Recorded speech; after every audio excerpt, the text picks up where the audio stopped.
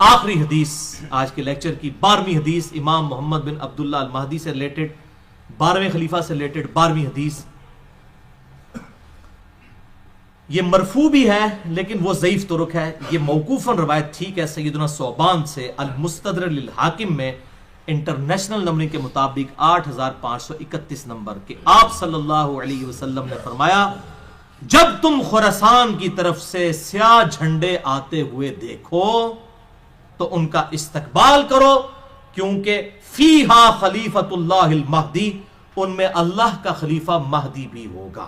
یہ موقوفاً ہے سیدنا ثوبان کا قول، مرفوع ضعیف ہے لیکن ظاہر آپ صلی اللہ علیہ وسلم کے بتانے پر ہی موقوف ہے. یہ خراسان سے جب کالے جھنڈے آئیں گے تو ان کا استقبال کرنا، یعنی اہل عرب کو کہا گیا، ان میں خلیفۃ اللہ مہدی ہوں گے. اس سے یہ بات بھی پتہ چل گئی کہ یہ انقلاب جو ہے وہ عربیوں کے ذریعے نہیں آنا، اجمیوں کی طرف سے آنا ہے. کیونکہ خراسان تو یہ ایران، افغانستان اور رشیا، یہ پوری بیلٹ کو خراسان کہا جاتا ہے. اب تو یہ ملک لادہ بن چکے ہیں ادھر سے بہرحال ہم نہیں. اب یہ نہیں اب یہاں پر کچھ لوگوں نے لشکر خراسانی بنا لیا، نام رکھنے والا پائی کچھ نہیں ہوتا. بریلوی، دیوبندی، اہل حدیث تینوں اپنے آپ کو اہل سنت والجماعت کہتے ہیں. نام رکھنے سے کیا ہے؟ آپ شراب کی بوتل کے بعد روح افزا لکھ دیں تو وہ روح افزا بن جائے گی. کالا جھنڈا آپ اٹھا لیں تو آپ مہدی بن جائیں گے. نام بھی رکھ دیں اپنے بیٹے کا محمد بن عبداللہ، کسی بیٹے کا نام محمد رکھ دیں، ٹھیک ہے جی. کسی آمنہ نامی عورت کے ساتھ شادی کرے، بیٹے کا نام جو ہے عبداللہ رکھ دیں. اس طرح امام مہدی نہ بننا ہے، یہ اس طرح جعلی طریقے سے نہ تو کوئی خراسانی بننا ہے تو نہ کوئی یہ کالے جھنڈے اٹھانے سے ہونا ہے. یہ اللہ تعالیٰ امت کو خود بخود اس حوالے سے، ورنہ تو قادیانیوں کا آپ پتہ ایم ٹی وی ہے، مسلم ٹی وی قادیانیوں کا ہے، تو نام تو انہوں نے ایم ٹی وی رکھا ہے، تو قادیانی کیا مسلمان ہے؟ تو اس طریقے سے اگر کوئی لشکر خراسانی رکھ کے جو ہے وہ مسلمانوں کا قتل عام شروع کر دیتا ہے اور وہی کہتا ہے جی میں کوئی امام مہدی کے اس کے اوپر چل رہا ہوں اور کالا جھنڈا بھی اٹھا لیا ہوا ہے، تو اس سے تو کچھ بھی نہیں بننا. یہ کالی پگڑی پہن کے تو نہیں کچھ بن جانا. یہ تو سارا میک اپ ہے، آپ کر لیں.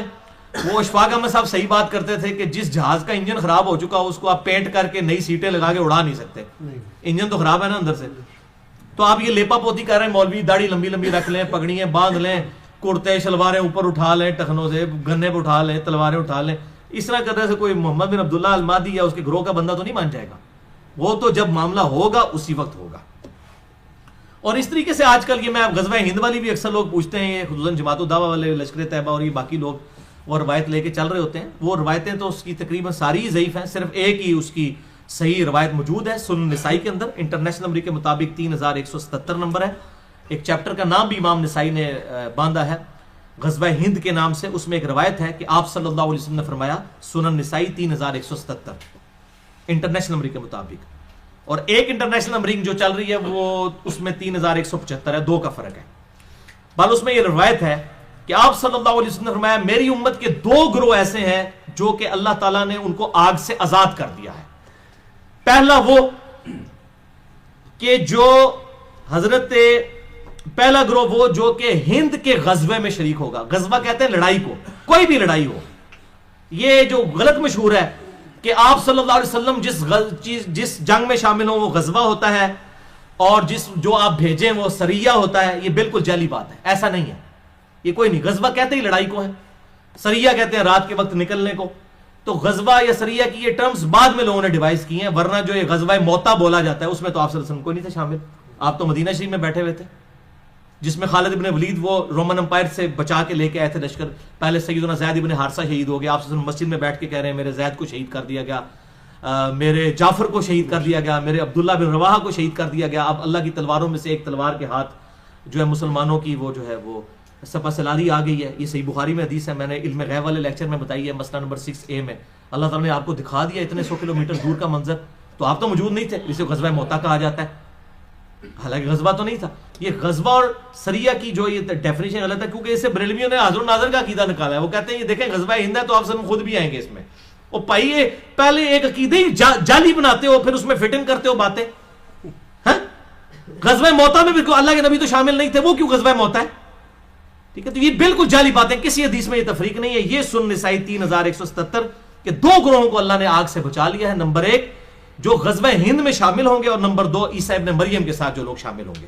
اس میں بھی اشارہ مل رہا ہے قرب قیامت میں ہی کوئی معاملہ ہوگا.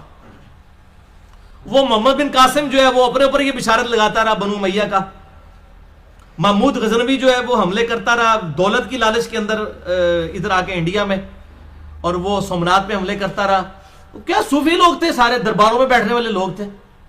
ٹھیک ہے, یہ لوگ اسلام کے لیے آئے تھے. آپ کیا سمجھتے ہیں ظہیر الدین بابر اسلام کی خدمت کرنے آیا تھا یہاں پہ؟ یہ مسلمان حکمران تھے, اسلامی حکمران تو نہیں تھے.